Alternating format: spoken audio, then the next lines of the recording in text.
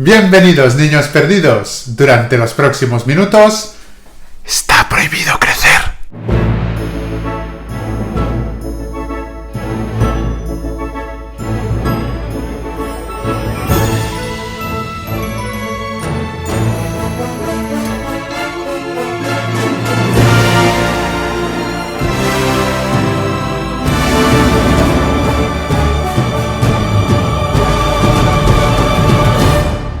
Si alguno de vosotros, siendo pequeño, levantó un palo hacia el cielo y gritó ¡Por el poder de Grayskull! Este es vuestro vídeo. Hoy vamos a hablar de He-Man y los Masters del Universo. ¡Y los amos del universo! A finales de los años 70, Mattel se estaba dando de cabezazos contra la pared, ya que había rechazado producir los juguetes de Star Wars. Pensaban que no tendría ningún éxito. Kenner, que sí que había aceptado producirlos, se estaba forrando. Había colapsado el mercado con estos juguetes. El jefazo de aquella época de Mattel, Ray Berner, decidió crear una línea de juguetes dedicada a los chicos para hacer la competencia a Kenner y hacerse con el poder del mercado. Mattel decidió formar un equipo creativo liderado por Roger Sweet. Este se llena la boca diciendo que él es el verdadero creador de los Masters, pero este es un trabajo en equipo, ya que tenían que conseguir crear un juguete que fuera fácil de producir, pero sobre todo que fuera muy barato en la fabricación. Crearon 3 prototipos: un bárbaro, un soldado y un astronauta. Finalmente el ganador fue el bárbaro. Roger Sweet reconoce que se basó levemente en Conan, y Mark Taylor, que fue el ilustrador, reconoce también que cogió la figura de Conan el Bárbaro como inspiración. Existe una leyenda urbana que explica que Mattel tenía los derechos de la película Conan el Bárbaro y iba a hacer los juguetes de esta película. Lo que sucede es que perdió estos derechos y aparecieron los Masters. Si esto es verdad o es mentira, nunca lo sabremos. Mira con la cara que te mira Conan, para mí que sos un mentiroso. Los primeros prototipos poco tenían que ver con aquellos muñecos que llegaron a nuestras manos cuando éramos pequeños. Su aspecto era mucho más agresivo.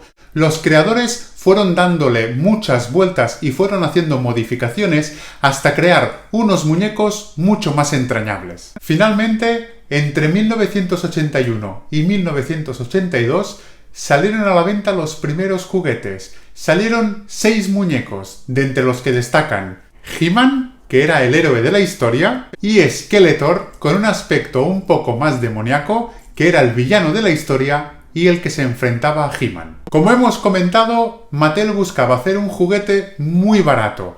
Para conseguirlo, lo que hizo con estos 6 modelos es utilizar el mismo molde para el cuerpo. Lo único que cambiaba eran las cabezas de cada personaje, el color del cuerpo de cada uno, o bien que había alguno que era peludo. El mayor problema que tenían estos juguetes es que cuando los niños los tenían en sus manos no sabían nada de la historia, cómo habían surgido o por qué los buenos luchaban contra los malos. Para solucionarlo, Mattel contrató a Donald F. Glapp. Este había sido el encargado de la novelización del Imperio Contraataca. Creó 4 cómics que se adjuntaban con cada figura y que explicaba un poco los orígenes de estos. Estos 4 cómics nos presentan una mitología muy básica. Se nos presenta un mundo Eternia, en donde un bárbaro errante y muy poderoso, He-Man, se enfrenta a un demonio de otra dimensión, Skeletor. En 1982, y coincidiendo con la segunda oleada de juguetes, se crearon 7 nuevos minicómics. Estos ya fueron producidos por DC Comics. En estos cómics ya conocemos un poco más la mitología. Por ejemplo, se nos presenta al Príncipe Adam. Era un personaje muy diferente a lo que vimos posteriormente, y se nos explica que Teela es la hija de la hechicera y es adoptada por Man at Arms. En aquella época todavía no existía el concepto de la espada del poder. Por aquel entonces, Adam se convertía en He-Man no con la espada, sino en la cueva del poder. Como los derechos de los Masters del Universo pertenecían a DC, decidió hacer algún crossover, es decir, juntar personajes de los Masters del Universo con los personajes más famosos de DC.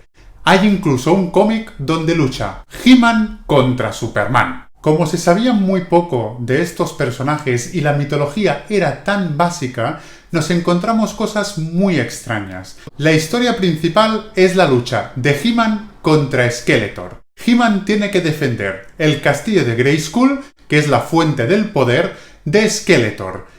Si alguna vez Skeletor consigue hacerse con el poder del castillo de Grayskull, ganará a He-Man. Cuando salieron al mercado los primeros castillos de Grayskull, como los ilustradores vieron que el castillo tenía forma de calavera, pensaban que este era el castillo de Skeletor.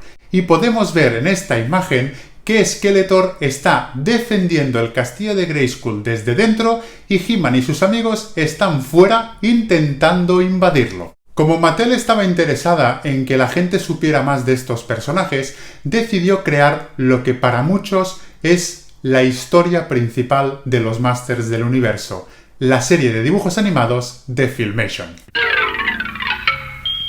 La serie, por eso, no nos da ningún episodio de orígenes de personaje, y empieza con la historia en marcha. Por fin tengo la seguridad de conquistar a Eternia y acabar con He-Man de una vez por todas. Se nos presenta el planeta Eternia, con un centro de poder conocido como el Castillo de Grayskull, que ha de ser protegido a toda costa. La hechicera escoge un protector que es el Príncipe Adam, hijo del Rey Randor y la Reina Marlena. Es en esta serie donde se nos presenta la Espada del Poder. ¡Yo tengo el poder! Y sobre todo se nos presenta de una forma definitiva la dualidad entre el Príncipe Adam y He-Man, siendo el Príncipe Adam un cobarde y perezoso y He-Man El hombre más poderoso del universo.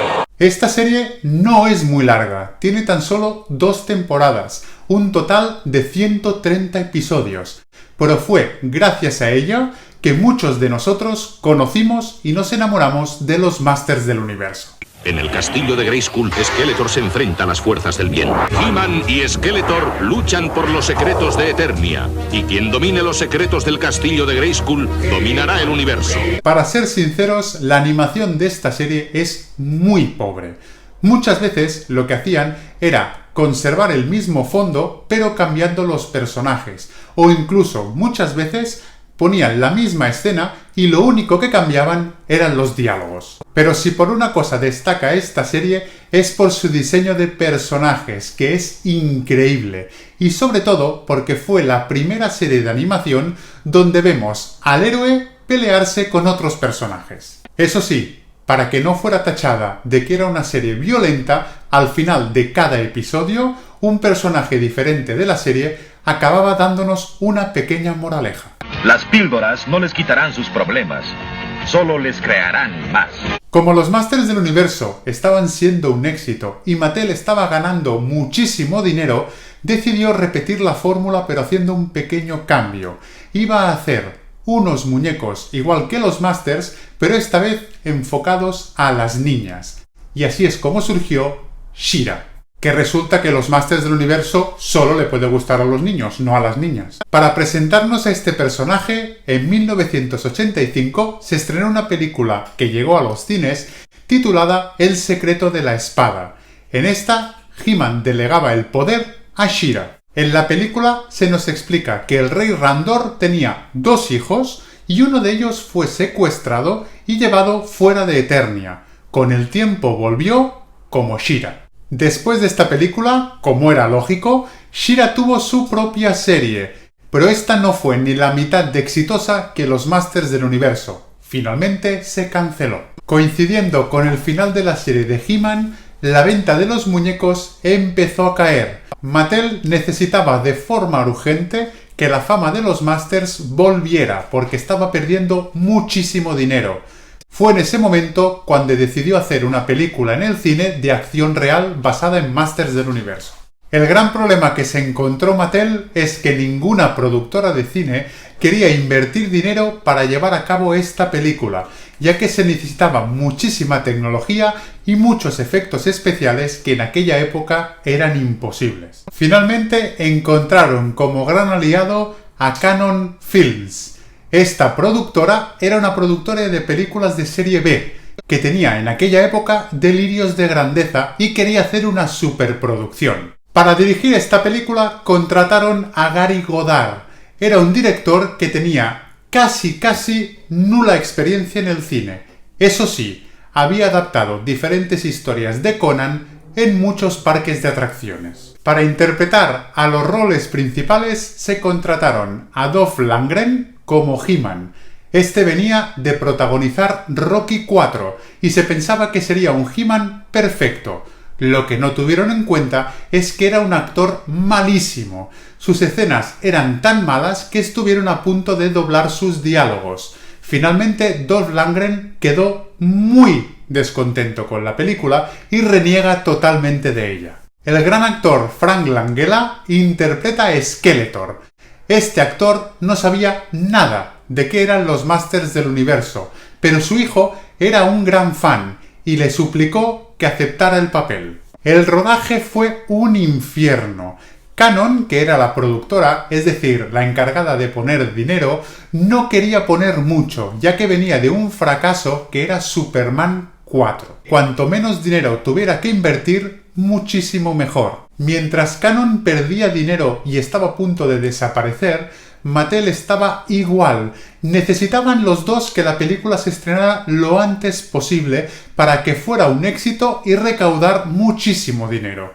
¡Error! Como finalmente la película se rodó con muchas prisas y no quisieron invertir mucho dinero, la película fue un auténtico fracaso. Por culpa de esta película, la Canon desapareció y Mattel estuvo a punto de desaparecer también. Esta película es hija de su tiempo. Los efectos especiales son muy malos, al igual que sus interpretaciones.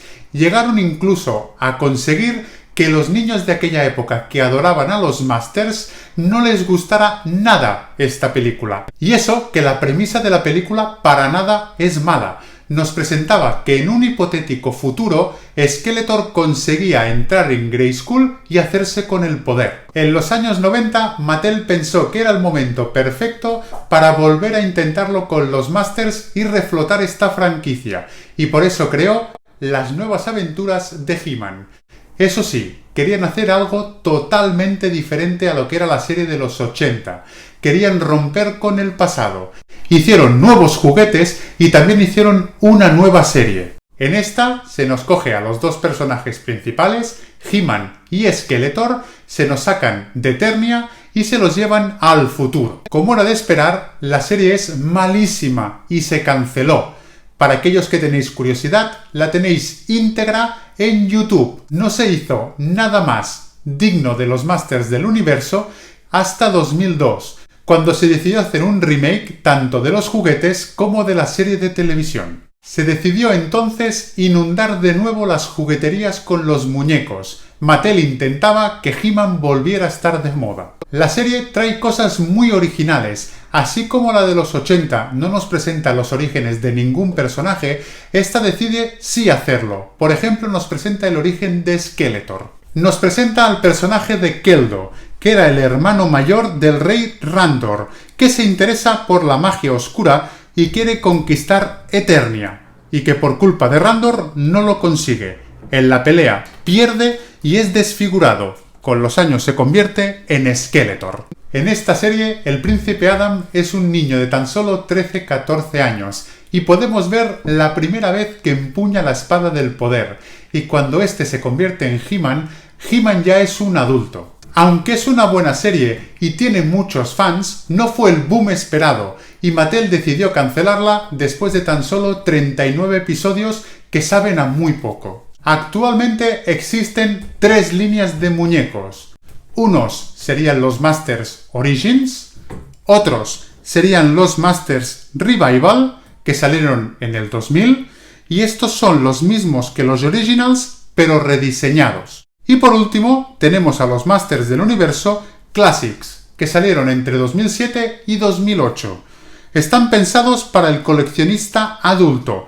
No son estatuas, son versiones mejoradas de las figuras clásicas, pero con más articulaciones. Si alguno de vosotros pensaba que los Masters del Universo ya no están de moda, esperaros al viernes que viene. El día 23 de julio, Netflix estrena una nueva serie de los Masters del Universo. ¡Yo tengo el poder!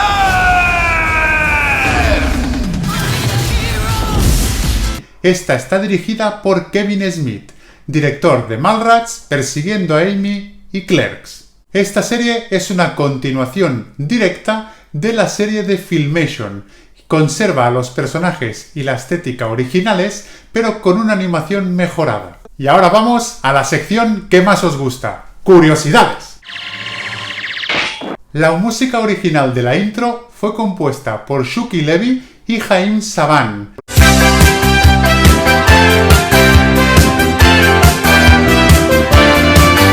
Pero la versión cantada solo existe en la versión en español. Este tema fue compuesto entre 1984 y 1985 por el músico chileno Juan Guillermo Memo Aguirre. El universo ya está protegido por el poder de Grayskull. La propuesta de llevar a la televisión la serie de los Masters del Universo fue ofrecida al principio a Hanna-Barbera, pero esta lo rechazó porque pensaba que no tendría éxito. En la serie de televisión descubrimos que Marlene, la madre de Adam, es realmente un astronauta de la Tierra, que llega a Eternia, se enamora del rey Randor y se queda a vivir ahí para siempre. Cuando salieron los 6 juguetes originales, uno de ellos era el mítico Beastman. Este al principio era de color marrón, pero recordaba demasiado al personaje de Star Wars Chewbacca. Para evitar eso, se decidió cambiar de color al color rojo o naranja. Recordad que soy daltónico, así que no lo tengáis muy en cuenta. Por último, dejadme deciros que este vídeo doy unas pequeñas pinceladas de lo que es el mundo Master, pero este mundo es inmenso. Tened en cuenta que hay podcasts como puede ser Mundo Master, que está dedicado íntegramente a hablar de esta mitología. Si erais de aquellos niños que erais grandes fans de la serie Masters del Universo, es el momento de que paséis el testigo a vuestros hijos o sobrinos. Tenéis muchos episodios de esta serie en YouTube y os recomiendo 100% ver la serie que se estrena la semana que viene en Netflix. Por lo que nos están enseñando los trailers, tiene muy buena pinta. Sin más, me despido. Si os ha gustado el vídeo, dadle un like y compartirlo. Si no estáis suscritos al canal, suscribíos y dadle a la campanilla para que os avise de que hay nuevo vídeo. Y nos veremos el próximo viernes en la segunda estrella a la derecha, todo recto hasta el amanecer. Masters del universo, unos malos y otros buenos. El señor de bien es He-Man. No aceptar a una persona porque él o ella es de diferente raza o religión es un error. La gente debe ser juzgada por lo que es, ¿verdad, Kitrina? Claro que sí, Adam. Tienes toda la razón. Hasta luego.